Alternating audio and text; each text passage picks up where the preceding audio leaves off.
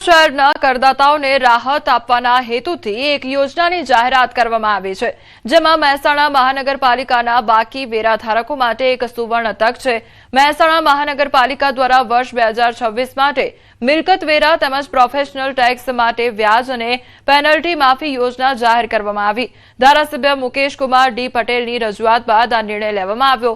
તો આ યોજના અંતર્ગત રહેણાંક મિલકતો માટે 100% માફી આપવામાં આવશે, જ્યારે બિન રહેણાંક એટલે કે કોમર્શિયલ મિલકતો અને પ્રોફેશનલ ટેક્સના બાકીદારોને 50% માફી મળશે।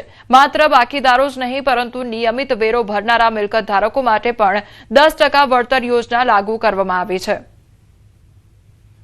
જે ટેક્સની રાહતનો નિર્ણય છે એ માં જેટલી પણ પાછલી બાકી હોય 31 માર્ચ 2026 પહેલાની એના ઉપર જે વ્યાજ અને પેનલ્ટી લાગેલી હોય એને માફ કરવામાં આવશે।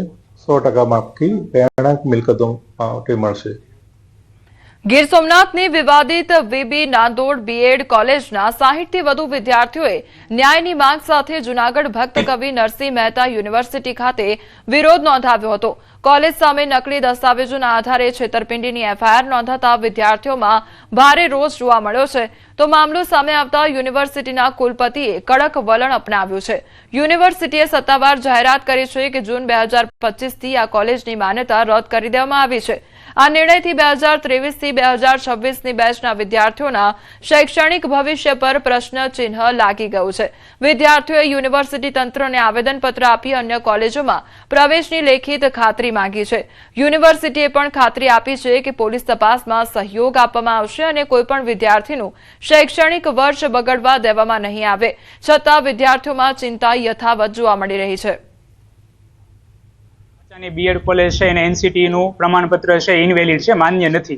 તો એના માટે અમે અત્યારે વિદ્યાર્થી મિત્રો છે યુનિવર્સિટીએ રજૂઆત કરવા કુલપતિશ્રીને અરજી દેવા આવ્યા છીએ। તો અમારી રજૂઆત એવી છે કે કુલપતિશ્રી છે એવો રસ્તો કાઢે કે અમને કોઈ એવી માન્ય કોલેજમાં અમારું ડિગ્રી છે ટ્રાન્સફર કરી આપે। જે યુનિવર્સિટીને પ્રમાણપત્ર રજૂ કર્યું છે એ પણ બોગસ છે અને એના કારણે અમારી જે ડિગ્રી છે એ અત્યારે બોગસ ગણાઈ ચૂકી છે। એટલી જ વિનંતી છે કે અમારા પ્રશ્નો તાત્કાલિક નિરાકરણ આવે। ટેટની એક્ઝામ આવે છે ટૂંક સમયમાં, એમાં અમે એક્ઝામ આપી શકીએ અને અમારું વેલિડ ગણાય। વિદ્યાર્થીના હિતમાં નિર્ણય થાય એ માટેનો પ્રયાસ યુનિવર્સિટી કરી રહી છે। આવી બોગસ કોલેજ કોઈ પણ હોય તો અમે 3 રદ કરી છે અગાઉ, અને જરૂર પડે તો ફરી પાછું વેરિફિકેશન અને ઇન્ક્વાયરી કમિટી મૂકીને પણ પોલીસ ફરિયાદ કરીને પણ કોઈ પણ લોકો હશે આની અંદર સંડોવાયેલા તો એના ઉપર કાયદેસરના પગલાં નિયમમાં લઈ શકાય।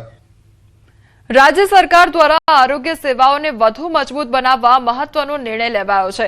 આવશ્યક દવાઓની યાદીમાં વધારો કરવામાં આવ્યો છે। વર્ષ 2025-26 માટે 150 નવી દવાઓનો ઉમેરો કરવામાં આવ્યો છે। 2 વર્ષમાં આવશ્યક દવાઓની સંખ્યા 1479 પણ કરવામાં આવી છે। ગુજરાતમાં છેલ્લા 2 જ વર્ષમાં જે 2 વર્ષ પહેલા 717 જેટલી દવાઓ એસેન્શિયલ ડ્રગ તરીકે પૂરી પાડવામાં આવતી હતી, એના બદલે 2 જ વર્ષમાં ડબલ એટલે કે 1479 ડ્રગનું સમાવેશ એસેન્શિયલ ડ્રગમાં કરવામાં આવ્યો, જેમાં વિવિધ પ્રકારના હૃદયરોગની સારવાર હોય, ન્યુરોલોજીકલ સારવાર હોય, કેન્સરની સારવાર હોય, દવાઓની સાથે સર્જિકલ આઇટમ હોય। આ બધી જ દવાઓ સમગ્ર ગુજરાતમાં વિવિધ સ્થળે જ્યાં સરકારી સેવા જે દર્દીઓ લઈ રહ્યા છે તેમને આ બધી જ દવાઓ નિઃશુલ્કપણે પૂરી પાડવામાં આવશે। અમદાવાદમાં કાપડ વેપારીઓ સાથે કરોડો રૂપિયાની છેતરપિંડીનો મામલો સામે આવ્યો છે। અમદાવાદ આર્થિક ગુના નિવારણ શાખા દ્વારા મુખ્ય આરોપીની ધરપકડ કરવામાં આવી છે। આરોપીએ સનમ એન્ટરપ્રાઇઝ નામની ફર્મ શરૂ કરી હતી, જ્યારે તેના સાથીએ એમપી ટ્રેડર્સ નામની ફર્મ શરૂ કરી હતી। બંને આરોપીઓએ વેપારીના સ્વાંગમાં કાલુપુર વિસ્તારમાં વેપારીઓ પાસેથી દલાલો મારફતે કરોડો રૂપિયાના કાપડની ખરીદી કરી હતી અને 90 દિવસમાં ચૂકવણી કરવાની ખાતરી આપી હતી। તે બાદ લગભગ 2 કરોડ 71 લાખ રૂપિયાની ચૂકવણી કર્યા વગર ફર્મ બંધ કરી છેતરપિંડી આચરવામાં આવી હતી। વેપારીઓએ પોલીસમાં ફરિયાદ નોંધાવતા પોલીસે કાર્યવાહી કરી એક આરોપીની ધરપકડ કરી છે। અન્ય આરોપીઓને પકડવા માટે તજવીજ પણ શરૂ કરવામાં આવી છે।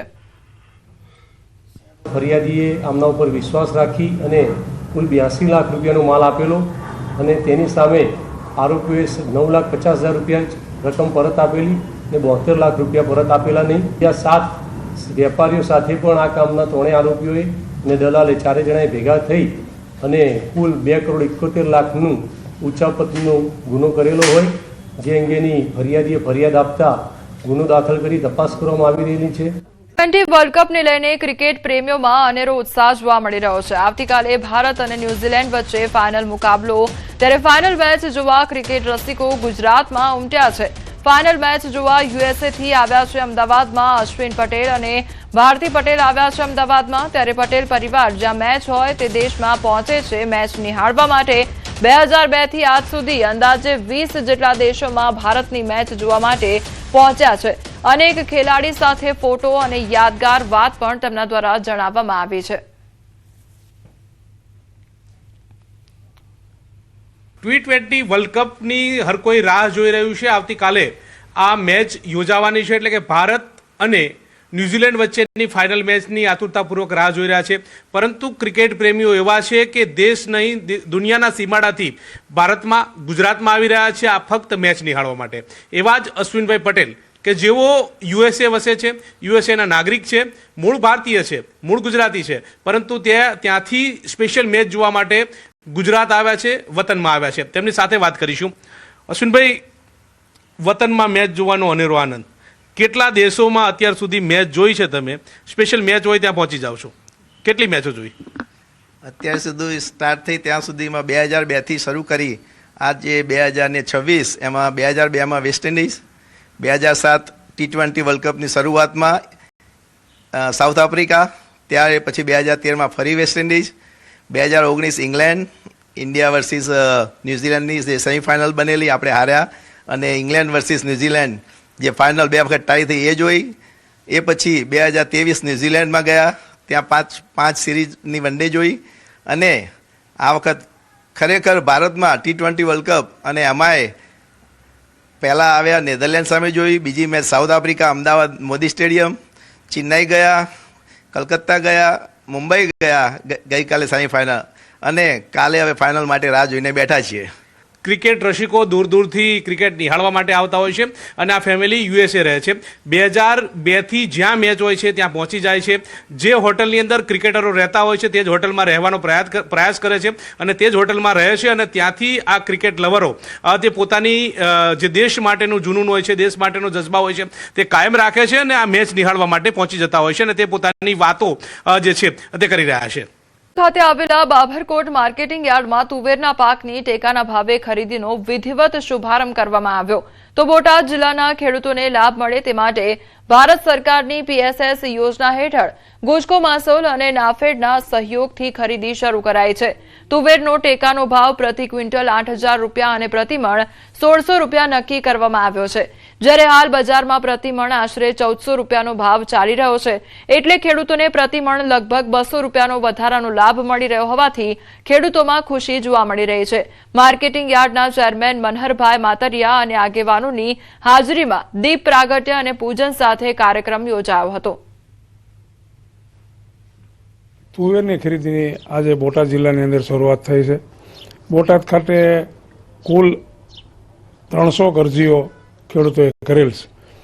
એ અનુસંધાને આજે બોટાદના પાળિયાદ ખાતે આવેલ સોબિયાર્ડ ખાતે તુવેરની ખરીદીની કામગીરી શરૂ થઈ છે, જેમાં પ્રતિ ક્વિન્ટલ દીઠ 8,000 રૂપિયા એટલે કે મણ દીઠ 1,600 રૂપિયાના ભાવો છે. માર્કેટની અંદર 1,300 થી 1,400ના ભાવ ચાલે છે.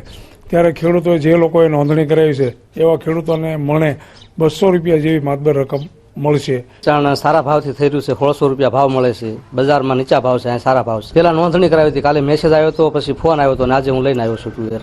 રાજકોટ જિલ્લા વિકાસ અધિકારીના પરિપત્રને લઈને વિવાદ સર્જાયો છે. જિલ્લાની સરકારી પ્રાથમિક શાળાઓની આસપાસ 100 મીટરના વિસ્તારમાં તંબાકુ અને સિગારેટ વેચતા વેપારીઓ સામે કાર્યવાહી કરી તેને દંડ કરવાની જવાબદારી શિક્ષકો અને આચાર્યોને સોંપવામાં આવી છે.